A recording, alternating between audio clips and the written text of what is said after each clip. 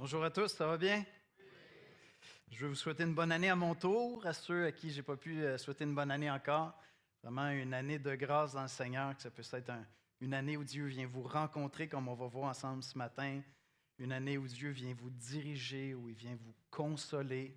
Une année où vous pouvez grandir en lui aussi. C'est notre prière, grandir en Jésus-Christ afin de refléter la personne de Dieu. Avant de se tourner vers le message de ce matin, je voulais offrir nos sympathies à Dolores et à Régent. Je ne sais pas s'ils sont ici ce matin, mais toutes nos sympathies. Notre sœur Linda Di Palma est allée rejoindre le Seigneur cette semaine, le 1er janvier.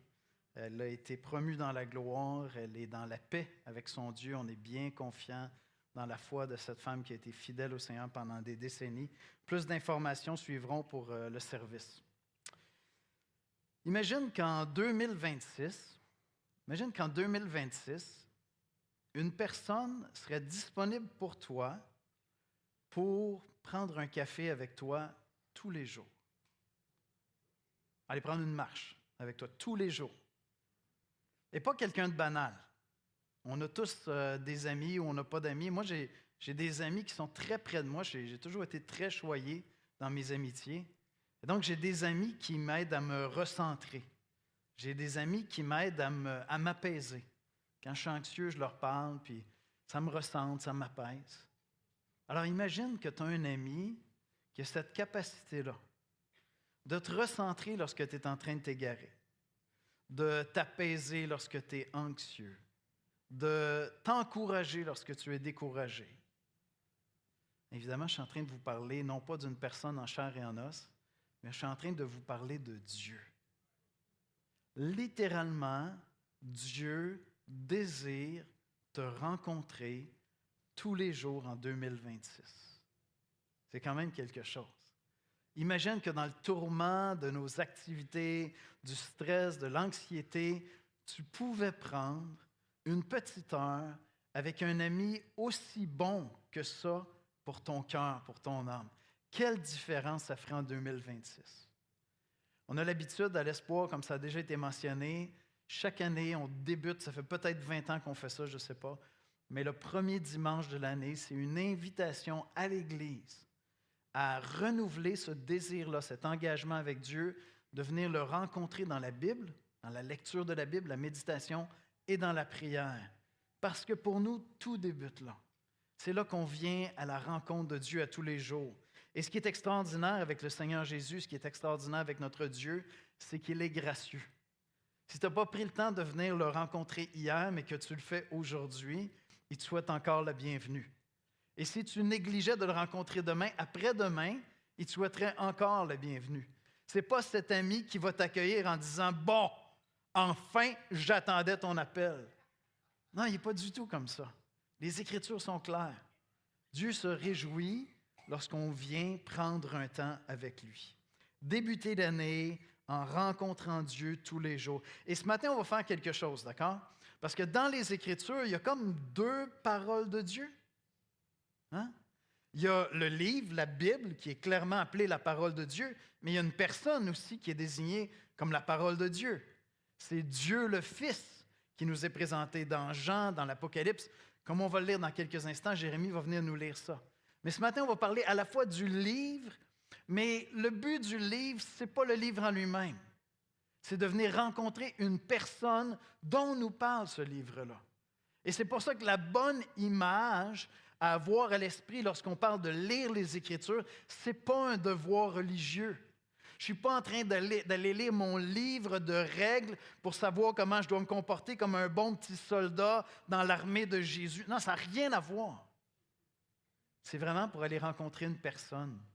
Parce que ce livre-là nous parle de Dieu et plus particulièrement de la parole incarnée de Dieu, de Jésus lui-même. On va aller ensemble dans la prière, puis Jérémie va venir nous lire un passage assez saisissant sur la personne de Dieu, sur la personne de Jésus-Christ, la parole de Dieu. Père éternel, on vient dans ta présence ce matin pour t'adorer. On vient dans ta présence pour te rencontrer, Seigneur. Nous croyons que tu nous parles à travers les Écritures, nous croyons que tu nous parles à travers la prédication, nous croyons que tu nous parles pendant la louange, Seigneur. Alors, je te prie de disposer nos cœurs à recevoir ton message ce matin. Seigneur, aide-nous à mettre de côté les soucis, les tracas, à vraiment arrêter le temps, puis avoir cette prière dans le cœur. Seigneur, parle-moi. Parle-moi parce que je sais que j'ai besoin de ces moments avec toi en 2026. Je sais que je vais en avoir besoin. Je ne sais pas ce que l'année me réserve, mais je sais que prendre du temps avec toi régulièrement, c'est extraordinaire, Seigneur. Viens nous parler. C'est en Jésus qu'on te prie. Amen. Alors, la lecture de ce matin est dans Apocalypse 19, au verset 11 à 16, dans la nouvelle édition de Genève. Apocalypse 19, 11 à 16, dans la nouvelle édition de Genève. Puis je vis le ciel ouvert, et voici parut un cheval blanc. Celui qui le montait s'appelle Fidèle et Véritable, et il juge et combat avec justice. Ses yeux étaient comme des flammes de feu. Sur sa tête étaient plusieurs diadèmes. Il avait un nom écrit que personne ne connaît, si ce n'est lui-même. Et il était revêtu d'un vêtement teint de sang. Son nom est la parole de Dieu. Les armées qui sont dans le ciel le suivaient sur des chevaux blancs, revêtus d'un fin lin blanc pur. De sa bouche sortait une épée aiguë pour frapper les nations. Il les pètera avec une verge de fer, et il foulera la cuve du vin de l'ardente colère du Dieu Tout-Puissant. Il avait sur son vêtement et sur sa cuisse un nom écrit, Roi des rois et Seigneur des seigneurs. Merci, Jérémie. Ce passage-là m'est venu, on vient de terminer notre plan de lecture pour l'année 2025 dans la Bible. Donc, à la fin, on était dans l'Apocalypse. Puis quand je suis arrivé sur ce passage-là, j'ai dit, oh wow, c'est là que je veux commencer pour parler de la parole de Dieu. Puis tantôt, j'étais en train de me demander comment Jérémie allait nous lire ça. C'est un texte, je ne sais pas si vous connaissez l'expression en anglais, brimstone and fire. C'est les prédicateurs qui prêchaient avec un tonnerre dans la voix, puis ils nous parlaient de ce Dieu terrible et terrifiant. C'est un passage qui est assez fort quand même. On retrouve Jésus-Christ, Jésus de Nazareth, lors de son second retour. Et donc, le premier élément que je veux souligner ce matin, la parole qui se tient debout à la fin de l'histoire. Vous connaissez, on connaît tous des gens qui parlent beaucoup pour rien dire. Hein? Vous connaissez des gens comme ça? Ça parle, mais tu sais, ça ne fait pas grand-chose. Des fois, nous-mêmes, hein, on promet bien des choses. Les résolutions de début d'année, des fois, c'est n'importe quoi. Bien, Dieu ne parle jamais pour rien dire. Dieu ne parle jamais pour rien dire. Les Écritures nous disent en fait que sa parole ne revient pas à lui sans effet. C'est ce qu'on lit dans la Bible. Bien, peut-être que l'incarnation la plus concrète, la plus saisissante de ça, c'est que Dieu le Fils, Jésus de Nazareth, Jésus-Christ revient lors de son retour et vient pour juger. Vient pour juger les nations et il est désigné ici, entre autres, comme la parole de Dieu. Parce que ce que Dieu dit, il le fait. Et donc, lorsqu'on regarde ce monde, on regarde tout ce qui va mal dans ce monde, on regarde des situations, on dit, mais est-ce qu'il y aura une justice? Est-ce que la justice existe dans ce monde? Soyez assurés qu'elle existe. Elle existe et elle va se manifester.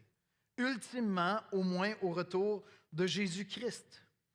La parole de Dieu est une parole qui vient à la rencontre des hommes. Et tous les êtres humains vont rencontrer la parole de Dieu à un moment ou à un autre. Tu peux la rencontrer tous les jours en 2026, mais c'est certain que tu vas la rencontrer un jour. C'est ce que les Écritures nous disent. Un jour, nous allons tous rencontrer Dieu. Ce Dieu-là, cette parole de Dieu, c'est Jésus-Christ qui revient et qui revient pour exercer la justice. Et c'est bon. C'est bon parce qu'il y a beaucoup de choses dans le monde qui vont vraiment mal et qui demandent une intervention juste. Il y a des situations, des abus, des violences qui sont faites qui sont inacceptables. Et un univers dans lequel tout ça serait juste comme passer sous silence, sans responsabilité. Mes amis, ça serait une société, ça serait un univers chaotique. Or, l'univers est très organisé, il n'est pas si chaotique que ça. On le voit à travers la science, combien l'univers est organisé, mais on veut vivre dans une société aussi où il y a une certaine justice.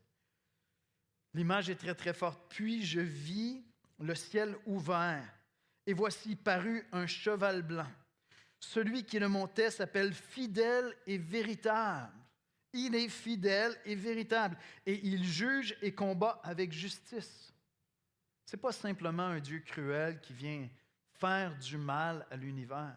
Non, il vient simplement exercer la justice. Ses yeux étaient comme une flamme de feu. Sur sa tête était un diadème. Et il avait un nom écrit que personne ne connaît si ce n'est lui-même. Bien sûr, il est plus grand que tout ce qu'on peut concevoir. Lui seul se connaît vraiment, c'est Dieu le Fils. Il est au-delà de ce qu'on peut vraiment saisir, toi et moi. La parole ne demeure pas théorique. Dieu n'est pas un être de blabla, sans conséquence, des paroles creuses. Toutes ses paroles vont s'accomplir. Toute sa parole va s'accomplir. De sa bouche sortait un épée aiguë pour frapper les nations. Il les pètera avec une verge de fer, dans le sens qu'il va exercer la justice. Et il foulera la cuve du vin de l'ardente colère du Dieu Tout-Puissant. Et cette image-là peut être terrible. Tu dis, attends, le Dieu des chrétiens, c'est un Dieu en colère. Oui, c'est un Dieu qui est en colère contre les abus. Oui, c'est un Dieu qui est en colère contre toute l'injustice. Oui, c'est un Dieu qui note, qui prend note toute la souffrance injuste qu'il y a dans ce monde. Celle qui vient de ton cœur et le mien, et celle qui est faite avec violence même envers des gens. La Bible nous dit que ce Dieu-là est réel. La Bible nous dit que Jésus-Christ est la parole de Dieu, c'est-à-dire qu'il est l'accomplissement de tout ce que Dieu dit dans la Bible, dans la parole écrite. Donc la parole incarnée, Jésus-Christ, est l'accomplissement. Il va accomplir tout ce qui a été annoncé dans le livre lui-même, dans la parole écrite. Il est l'accomplissement de tout ce que Dieu a dit. La loi, dans l'Ancien Testament, les prophètes, les promesses convergent vers une rencontre finale où la parole de Dieu incarnée dans la personne du Fils de Dieu va venir accomplir tout ce qu'il a dit. Tu lis une prophétie dans la Bible, tu dis, quand est-ce que ça va se réaliser? On dirait que Dieu l'a oublié, celle-là. Non, Dieu n'oublie aucune de ses paroles. Il n'y a jamais de blabla vide et creux avec Dieu. Et lorsque moi j'étais en train de lire ce passage-là, peut-être que pour toi c'est choquant si tu n'es pas familier avec ça. Pour moi, il y avait quelque chose de glorieux.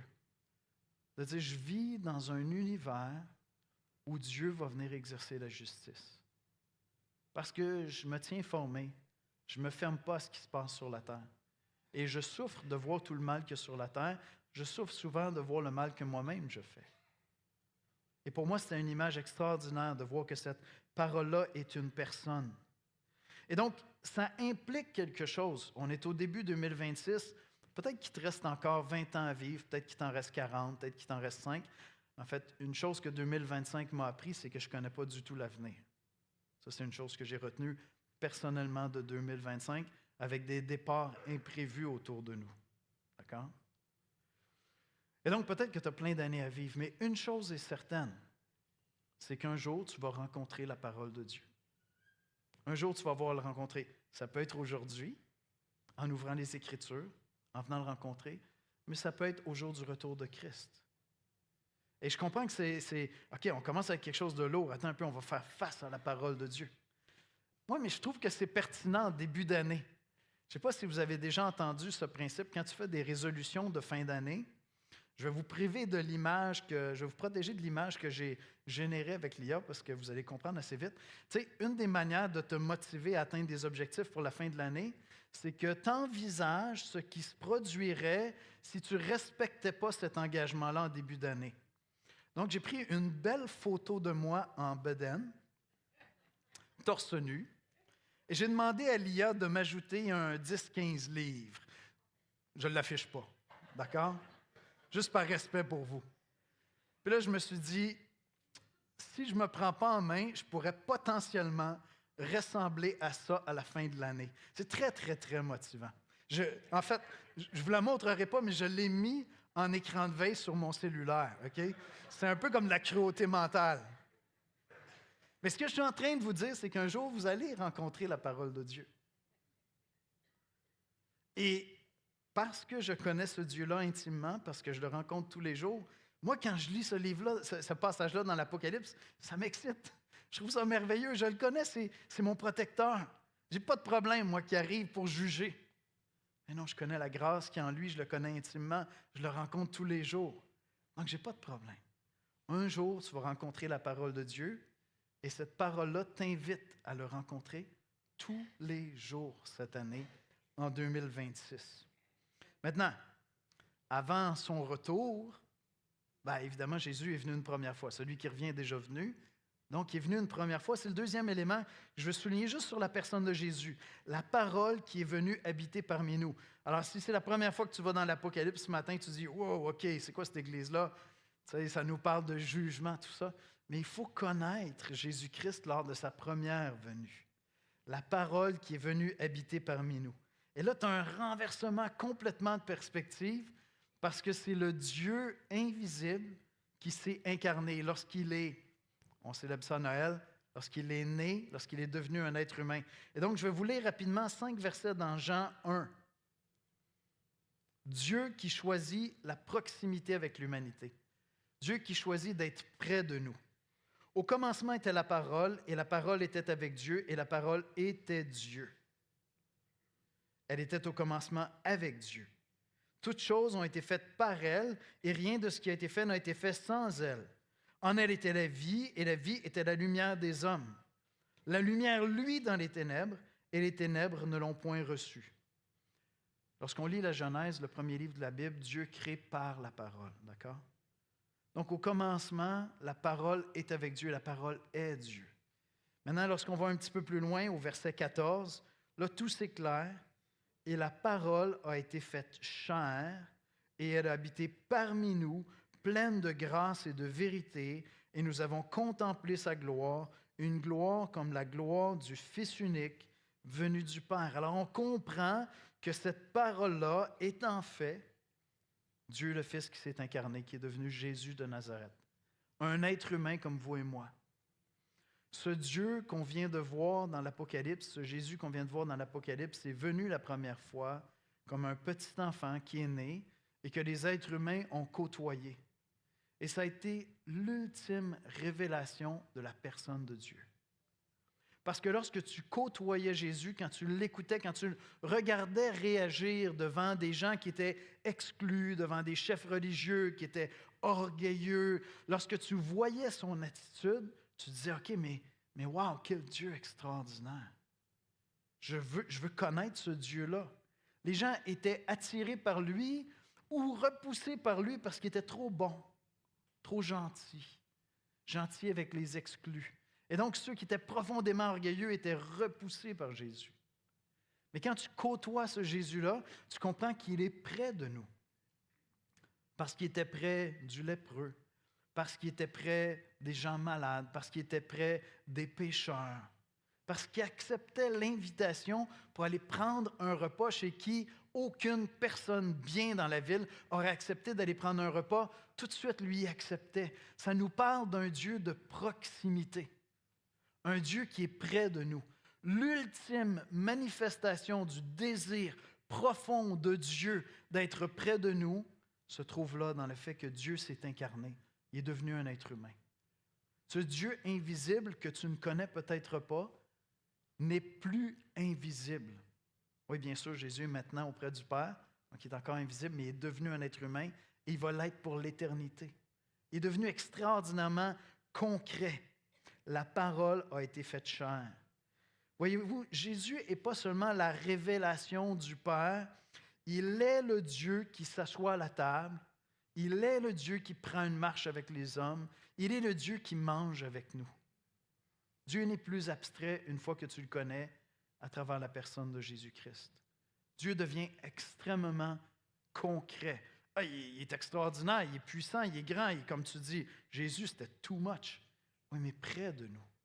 Il n'est pas moins Dieu, mais il est beaucoup plus accessible lorsqu'il se révèle à travers la personne de son Fils. Et à travers Jésus-Christ, Dieu vient nous révéler son cœur, la révélation du cœur de Dieu. Voyez-vous, le texte nous dit dans Jean 1,14 qu'elle était pleine de grâce et de vérité. Voyez-vous le contraste avec Apocalypse qu'on vient de lire, où Jésus revient avec l'épée, il revient pour juger. Mais dans sa première venue, les gens le côtoyaient et disaient « Wow, quelle grâce! » On sent que Dieu est avec lui. Il est rempli de vérité, mais une douceur, une invitation. Et c'est ce Dieu-là que je te propose de rencontrer chaque jour en 2026. Imagine prendre un café, prendre une marche, prendre un temps de recueillement avec ce Dieu-là, plein de grâce et de vérité. C'est à ça qu'il t'invite en 2026. Chaque jour, à travers tout le tourment de la journée, prendre le temps de t'arrêter. Lui dire, Seigneur, j'ai besoin d'être recentré. J'ai besoin que tu me reparles de toi. J'ai besoin que tu me reparles de ce que je suis face à toi, de ce que tu m'appelles à être. J'ai besoin que tu m'apaises parce qu'il y a des gens qui m'ont troublé aujourd'hui, parce que j'ai vécu toutes sortes de choses. J'ai besoin d'être recentré sur toi, Seigneur. Et le désir, profondément, il t'invite à venir le rencontrer tous les jours. Il y a plusieurs années, j'ai eu un coach pendant 1 an et demi. En fait, j'ai eu plusieurs coachs dans ma vie, mais un des coachs qui est passé dans ma vie s'appelle Tim Keller, pas Tim Keller, Tim Keller, d'accord? Un pasteur en Ontario. Et Tim est un homme de prière extraordinaire. Et je ne sais pas si vous avez rencontré des gens comme ça, mais quand je me préparais à notre rencontre, j'étais comme un petit peu anxieux. J'avais l'impression que j'allais comme entrer dans la présence de Dieu, puis là, j'allais me retrouver comme complètement dévoilé, comme une fraude, comme quelqu'un qui n'est pas à la hauteur. Et je sais que pour plusieurs d'entre vous, prendre un temps avec Dieu, ça ressemble un peu à ça. Tu dis, je sais pas, je lis la Bible, puis là, je ne me sens pas à la hauteur. Quand j'allais à ces rencontres-là, pourtant, je savais que chaque fois qu'on terminait une rencontre, ça me faisait du bien. J'étais encouragé, j'étais recentré, j'étais apaisé, j'avais le goût de Dieu. Quand je prenais ces temps-là, une petite heure avec Tim Keller, ça me recentrait, ça me faisait du bien. Et peut-être que pour toi, c'est un peu la même chose. Envisager de dire, je vais prendre un temps quotidiennement, je ne sais pas, c'est pas facile, c'est confrontant, si je ne le fais pas demain, qu'est-ce qui se passe? Prendre un temps chaque jour. C'est intéressant, une citation de Evan Wickham, un prédicateur qui dit « Jesus is what God has to say ». En français, Jésus est ce que Dieu a à dire. Si tu avais une question à poser à Dieu, n'importe laquelle, la meilleure réponse que Dieu peut te donner, c'est Jésus. Oui, mais qu'est-ce qui va se passer lorsque je vais me présenter devant toi? Jésus. Oui, mais comment ça va aller cette année? J'ai plein d'inquiétudes. Jésus. Va vers Jésus. Va le connaître. Va le découvrir. Va découvrir son amour, sa grâce, sa sainteté, sa justice, sa compassion, sa puissance, sa force, ses promesses pour être avec toi. Jésus est la réponse de Dieu à toutes les questions. Et c'est pour ça que je vous dis, rencontrer Dieu, c'est rencontrer une personne. C'est vraiment rencontrer une personne. Et c'est important de comprendre ça parce que plusieurs d'entre nous, souvent dans la société, jasent avec des gens, puis ils me disent, oui, Dieu, mais la Bible, mais Jésus, sûrement Dieu, mais un Dieu qui n'a pas parlé, un Dieu invisible, un Dieu on ne l'a pas entendu. Non, le seul vrai Dieu, il est amour. Ce n'est pas un être froid et distant. Ce n'est pas vrai que la création, l'univers dans lequel on vit, te parle d'un Dieu distant et froid. Ce n'est pas vrai, ça. Non, ça te parle d'un coucher de soleil, ça te parle d'une fleur qui te pousse, ça te parle d'un bébé qui vient au monde. Ça te parle d'un Dieu qui est amour. Et ce Dieu-là qui est amour n'est pas resté silencieux. Je conçois que pour toi, tu dis, attends un peu, les prophéties, la Bible, Jésus, les miracles, c'est gros, c'est difficile à croire. Je te dis, prends le temps en 2026 de faire cette prière. Ô toi, Dieu invisible que je ne connais pas. Si vraiment tu as parlé, j'aimerais bien t'entendre en 2026. Je vais lire la Bible avec cette seule prière. Si tu existes, parle-moi. J'aimerais vivre cette rencontre avec toi. Parce que le vrai Dieu parle. Il parle à travers la personne de son Fils et il nous a donné la Bible pour connaître ce Fils merveilleux. Donc, on a parlé de Jésus-Christ, la parole de Dieu. L'ultime révélation de la personne de Dieu. Parlons quelques minutes maintenant de cette parole qui nous a été donnée pour être lue. Parce qu'avant la venue de Jésus-Christ, déjà la Bible existait. Dieu parle depuis des siècles à travers les prophètes qui mettent par écrit. Et donc, on a un livre. J'ai un livre que je peux ouvrir tous les jours et simplement aller lire dedans la révélation de Dieu. Puis éventuellement, Jésus-Christ est venu comme la révélation parfaite. Et tout le Nouveau Testament continue à me parler de cette révélation parfaite. En fait, toute la Bible pointe vers une personne, Jésus-Christ. Et donc, c'est un texte écrit, c'est un texte qu'on peut lire. On lit dans Deutéronome, dans l'Ancien Testament, chapitre 30, versets 11 à 14. Ce commandement que je te prescris aujourd'hui n'est certainement point au-dessus de tes forces et hors de ta portée. Il n'est pas dans le ciel pour que tu dises, mais qui montera pour nous au ciel et ira nous le chercher?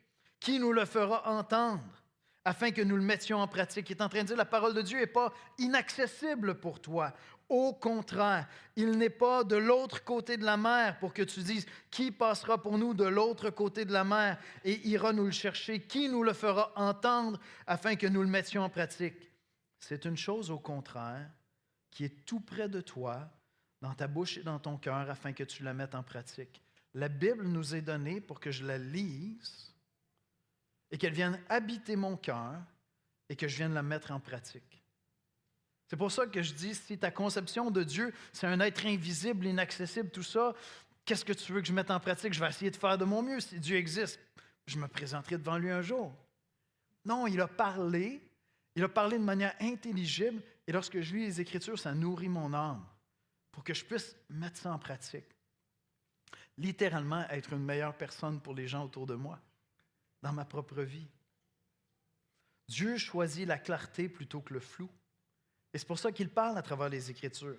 Un Dieu qui parle de manière précise et durable. On lit dans le psaume 119, verset 105, « Ta parole est une lampe à mes pieds et une lumière sur mon sentier. » La Bible nous a été donnée pour que nous allions rencontrer Dieu quotidiennement et qu'elle éclaire notre marche.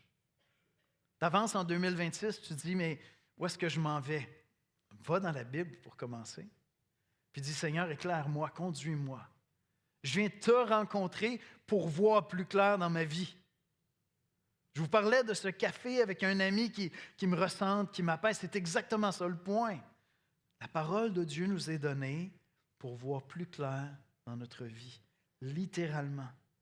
Littéralement. Dieu ne se contente pas d'un passage ponctuel dans l'histoire. Jésus est venu, il est mort sur la croix, il est ressuscité, il est monté au ciel. Non, il nous a laissé sa parole écrite pour qu'on puisse continuer à aller vers lui et recevoir de lui. Et cette parole-là est vivante par son esprit. Il a inspiré les auteurs bibliques. Et lorsque tu commences à étudier les Écritures, tu te dis, mais quel livre incroyable, quel livre extraordinaire qui révèle mon cœur, mon âme, qui me donne de l'espoir, de l'espérance, qui me parle d'un Dieu d'amour incroyable, charitable, saint mais gracieux. La parole devient lisible, transmissible, méditable. Et c'est pour ça qu'on a la Bible. C'est pour pouvoir aller prendre ce café tous les jours avec Jésus. Moi, c'est un espresso le matin. Je descends, je pars la machine, je coule mon espresso. Je m'en vais m'asseoir dans le sofa. J'ouvre les Écritures. Je dis, Seigneur, parle-moi. Tous les matins. Tous les matins, ou presque. Un café avec Jésus. La parole est écrite comme un lieu de rencontre voulu par Dieu. Si votre vision de la Bible, c'est que c'est un truc de devoir religieux, vous êtes à côté de la plaque complètement. Ce n'est pas un truc de règle, d'accord? C'est un lieu de rencontre, comme une lettre à la poste que tu reçois. Ça devient un lieu de rencontre où je m'assois et je connecte avec la personne qui a pris le temps de m'écrire. Dans 2 Timothée 3, 14 à 17, on lit « Toi demeure dans les choses que tu as apprises et reconnues, certaines, sachant de qui tu les as apprises dès ton enfance. Tu connais les saintes lettres en parlant de la Bible, qui peuvent te rendre sage à salut par la foi en Jésus-Christ. Tu peux y découvrir la grâce de Dieu. Toute écriture parlant de la Bible est inspirée de Dieu et utile pour enseigner, pour convaincre, pour corriger, pour instruire dans la justice, afin que l'homme, la femme de Dieu, soit accompli et propre à toute bonne œuvre. Le but des Écritures, c'est de t'équiper à faire le bien. C'est vraiment ça.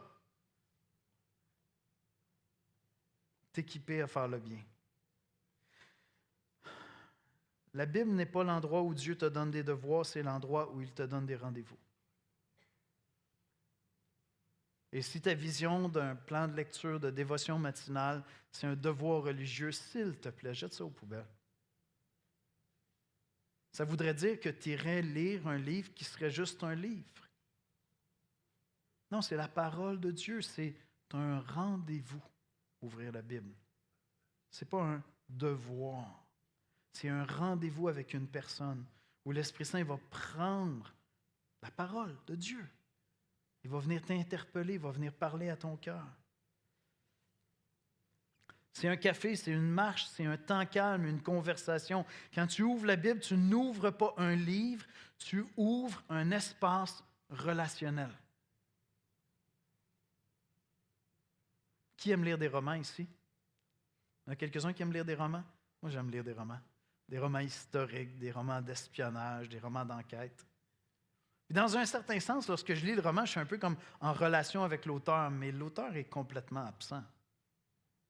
En réalité, je suis en relation avec sa pensée, avec ce qu'il a ou ce qu'elle a pensé il y a X temps. Quand je lis la Bible, ce n'est pas ça qui se passe. L'auteur parle à mon cœur par l'Esprit Saint qui vient me révéler la personne de Dieu. Quand tu ouvres la Bible, tu n'ouvres pas un livre, tu ouvres un espace relationnel pour rencontrer la parole incarnée de Dieu, Jésus-Christ. David Mathis, un enseignant que j'aime énormément, dit « We read the Bible not simply to understand what it says. We read the Bible to get God, to encounter Him through His written word and by His Spirit. » Nous ne lisons pas la Bible seulement pour comprendre ce qu'elle dit. Nous la lisons pour rencontrer Dieu, pour le connaître à travers sa parole écrite et par son esprit. Ouvrir la Bible, c'est ouvrir un espace relationnel. Dernier élément, et dans le fond, c'est ma question. Tout le message de ce matin, c'est une invitation. Est-ce que tu vas accepter l'invitation de Dieu de prendre une petite heure avec lui tous les jours en 2026? Si tu en manques quelques-uns, il va toujours être content de te voir le jour suivant. Si tu en manques beaucoup, il sera encore content de te voir les fois où tu vas y aller. Mais est-ce que tu vas prendre le temps d'aller prendre un café avec Dieu chaque jour, une petite heure? Tu te dis, ouais, mais j'ai pas le temps. On y revient. La parole qui nous appelle à une rencontre aujourd'hui. Dans le psaume 1, les versets 1 à 3, on lit « Heureux l'homme qui ne marche pas selon le conseil des méchants, qui ne s'arrête pas sur la voie des pécheurs et qui ne s'assied pas en compagnie des moqueurs, mais qui trouve son plaisir dans la loi de l'Éternel, dans la Bible, dans la parole de Dieu, et qui la médite jour et nuit. Il est comme un arbre planté près d'un courant d'eau, qui donne son fruit en sa saison et dont le feuillage ne se flétrit point. Tout ce qu'il fait lui réussit. » Tu peux, en 2026, occuper tout l'espace mental qui reste lorsque tu n'es pas en train de travailler, d'étudier ou avec quelqu'un d'autre en étant sur les médias sociaux. Tu peux écouter des reportages extraordinaires sur YouTube ou whatever. Tu peux constamment être en train d'écouter de la musique en 2026. Tu peux binger pour écouter des séries en 2026. Tu peux faire tout ça. Mais tout ceci ne produira pas en toi ce qui est dit ici.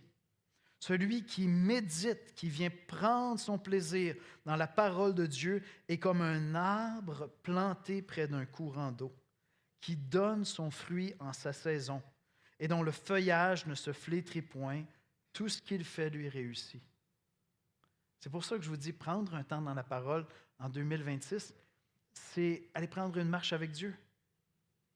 C'est prendre un café avec Dieu. Vous arrêter avec lui. Pas essayer de vous évader en écoutant une autre série puis en bingeant 3 épisodes de plus pour vous coucher 1 heure plus tard et être fatigué le lendemain.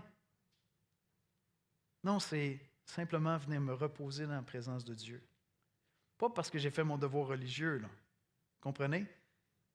Il y a des visites que vous avez faites pendant le temps des fêtes, là, ça ne venait pas du fond du cœur. Vous faisiez votre devoir familial. Ah, on l'a vu une fois par année. Tu sais. Une fois par année, on se voit. C'est malheureux, mais c'est ça, certaines relations. Mais ce n'est pas de ça dont je vous parle ici. Là. Je vous parle de ce Dieu qui veut vous rencontrer tous les jours. C'est une posture avant d'être une discipline. Hébreux 4,12, car la parole de Dieu est vivante et efficace, plus tranchante qu'une épée quelconque à deux tranchants, pénétrant jusqu'à partager âme et esprit, jointure et moelle. Elle juge les sentiments et les pensées du cœur. Et Dieu le fait pour nous restaurer, pour nous faire du bien. C'est vraiment extraordinaire. Lire la Bible, ce n'est pas une performance spirituelle, c'est une démarche relationnelle. Seigneur, révèle-toi à moi ce matin. Parle-moi. Je m'en viens dans cette relation avec toi. Et ça commence simplement par ma disponibilité. Et c'est une rencontre qui va façonner ta vie. Imagine terminer l'année 2026. Si tu connais Dieu, comme je connais Dieu, imagine terminer l'année 2026, pas en ayant pris 3 ou 5 ou 10 kilos de plus, mais en ayant passé de nombreuses heures au fil d'année. Pas parfait. Pas une année où tu as été sur la coche, j'ai été un bon petit chrétien, j'ai fait mon culte tous les jours. Non, c'est pas de ça que je parle. Une année où tu as eu de nombreuses rencontres significatives avec Dieu, où tu as ouvert les Écritures, tu as laissé Dieu te parler, tu es allé dans la prière, tu as répondu à ce que Dieu te disait. Imagine la fin de l'année, l'état de ton cœur, la disposition de ton cœur. Est-ce que tu peux l'envisager? Imagine aller prendre une marche tous les jours cette année avec une personne qui sait te recentrer, qui sait t'apaiser, qui sait te guider, qui sait te conseiller. Une personne qui est, juste à être avec elle, tu te sens en sécurité. Imagine que tu fais ça de nombreuses fois en 2026. Ça demande simplement la disposition de cœur pour dire, Seigneur, je veux avoir de nombreux rendez-vous avec toi cette année. Et pourquoi pas tous les jours? Peut-être que ça va te demander de parler à la famille puis de dire, hey, les amis, comment on s'organise? Parce que moi, j'ai une date avec Jésus à tous les jours. Fait que comment on peut organiser? Ça va vous faire du bien que j'aie ma date avec Jésus. Je vous le dis. Tout va aller mieux dans la maison si Yannick prend son temps avec Jésus. Donc, ça va de bénéfice. On s'organise un peu.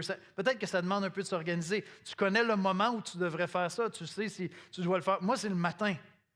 Oubliez ça. Et si Dieu le permet, avant que tout bouge autour de moi, 5 heures à 6 heures, c'est magique. C'est extraordinaire pour moi, là. Et mon téléphone reste hors ligne. D'accord? Je suis en mode avion. Je veux rien savoir de l'univers. Juste de Dieu. Moi, c'est là. Toi, je ne sais pas c'est quand. C'est peut-être le soir. Peut-être que tu commences à travailler à 5 heures du matin. Tu dis, oh Yannick, j'aimerais ça, moi. Je travaille dans la construction. Tu sais. À 5 heures, j'arrive quasiment sur le chantier. Je ne sais pas c'est quoi ta réalité. C'est à toi de voir. Tu connais le moment. Peut-être qu'il faut que tu parles avec la famille. Mais ça demande simplement un désir, une décision d'aller vers ça. Une parole un peu dure, mais j'espère qu'il va vous faire réfléchir. Dans Jean 5, verset 39-40, Jésus parle aux chefs religieux et il dit ceci. « Vous sondez les Écritures parce que vous pensez avoir en elles la vie éternelle. Ce sont elles qui rendent témoignage de moi. Et vous ne voulez pas venir à moi pour avoir la vie. » Et le parallèle que je veux faire, c'est que je ne veux pas lire les Écritures en 2026 parce que je veux accomplir un devoir religieux. Je veux lire les Écritures pour rencontrer Jésus en qui je trouve la vie. Amen? C'est ça mon désir. C'est de vivre une rencontre quotidienne avec Dieu. Et donc, je veux ouvrir la Bible pour aller rencontrer Jésus parce que c'est en lui qu'est la vie. La parole vient former notre pensée, elle façonne nos affections, elle nourrit notre prière, notre confiance, notre obéissance. Lire la Bible, c'est venir à la rencontre du Dieu vivant. Ce n'est pas simplement lire un livre, c'est lire un livre qui me conduit vers une personne. Je vais inviter les musiciens à venir me rejoindre en avant.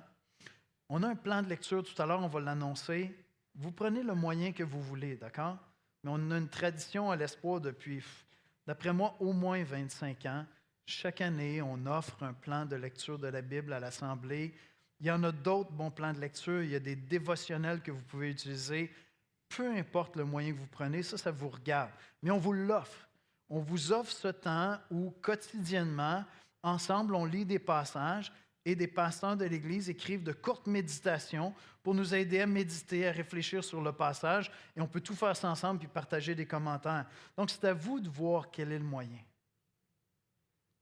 Mais je veux vous inviter honnêtement de tout cœur à aller prendre une marche à tous les jours avec cet ami extraordinaire qui est Dieu.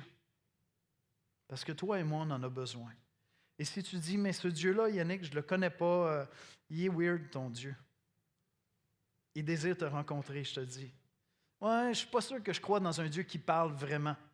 C'est quand la dernière fois que tu as pris un évangile et que tu as lu un évangile pour rencontrer Jésus? Ou mieux encore, tu peux te joindre à notre plan de lecture. Tu n'as même pas besoin d'être chrétien ou de croire dans le Dieu de la Bible pour lire la Bible, c'est ça? Personnellement, j'ai lu plein de livres religieux, de plein de religions, le Coran 2 fois, juste par curiosité. Et si ce Dieu-là, ce Dieu de la Bible, était le seul vrai Dieu, et si Jésus-Christ, cet être extraordinaire, qui est venu mourir sur une croix, volontairement, gracieusement pour nos péchés, qui est ressuscité d'entre les morts, c'est dur à croire, hein? Qui est ressuscité d'entre les morts, qui est monté à la droite du Père, si ce Jésus-là existait vraiment, et s'il désirait te rencontrer chaque jour en 2026, imagine ce que ça pourrait changer à ta vie.